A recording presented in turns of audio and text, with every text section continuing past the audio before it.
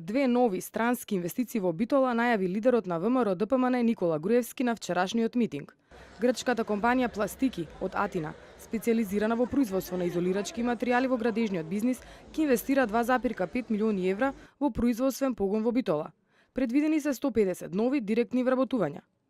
Според Јанис Тирбас, собственик на Пластики, одличните услови за странските инвеститори биле главната причина зошто ја одбрале токму Македонија за својата инвестиција. In the beginning, we are starting with a capital of about the investment is going to be about 500,000 euros, and I think that after 2.5 years, the amount will rise in 2.5 millions, and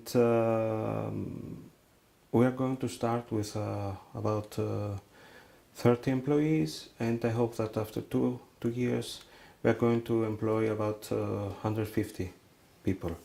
Тој потенцира дека производството ќе започне на почетокот на 2017 година, а производите од Македонија ќе се извезуваат во земјите од Блискиот Исток и во Грција. Планираат исто така и да извезуваат во Сингапур, Кипар и сите земји од Балканот. Груевски најави уште една инвестиција токму во Битола. Станува збор за турска компанија од металопреработувачката индустрија која одлучила да инвестира во зоната во Жабени.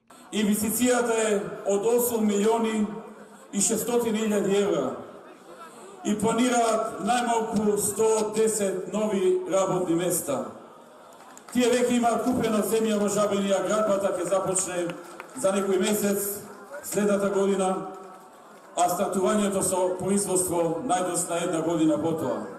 Вкупната вредност на овие две инвестиции заедно е 10,6 милиони евра и нови најмалку 260 директни вработувања.